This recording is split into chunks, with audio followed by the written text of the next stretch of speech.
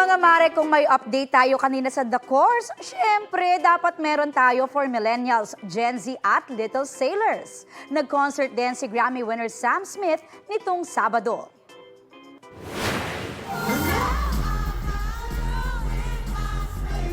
Yan ang dynamic performance ni Sam sa Latch na isa sa mga hit songs niya.